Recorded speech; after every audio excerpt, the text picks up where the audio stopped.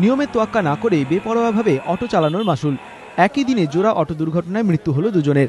শনিবার সকাল ৮টা নাগাদ সাতমুখী বাজারের দিক থেকে আসার পথে হসপিটাল মোড়ের কাছে আচমকাই নিয়ন্ত্রণ হারিয়ে উল্টে যায় অটোটি। ঘটনাস্থলেই মৃত্যু হয় এক যাত্রীর। স্থানীয় বাসিন্দাদের অভিযোগ, এই এলাকায় অটো চালকরা প্রায়শই নিয়ম ভেঙে অটোতে ৭ থেকে ৮ জন যাত্রী তোলেন, ফলে দুর্ঘটনা ঘটে অহরহ।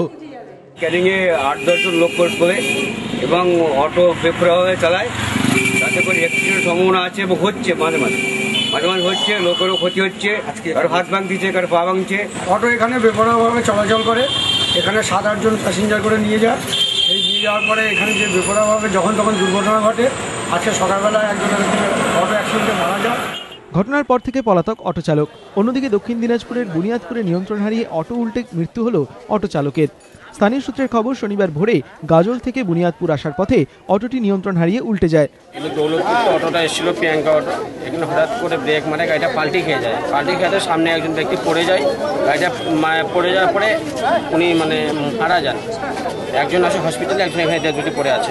আহত যাত্রীদের মধ্যে একজনের অবস্থা আশঙ্কাজনক হওয়ায় তাকে মালদা মেডিকেল কলেজ হাসপাতালে ভর্তি করা হয়। শান্তনু নস্কর ও মুন্না আগরওয়াল, এবিপি আনন্দ।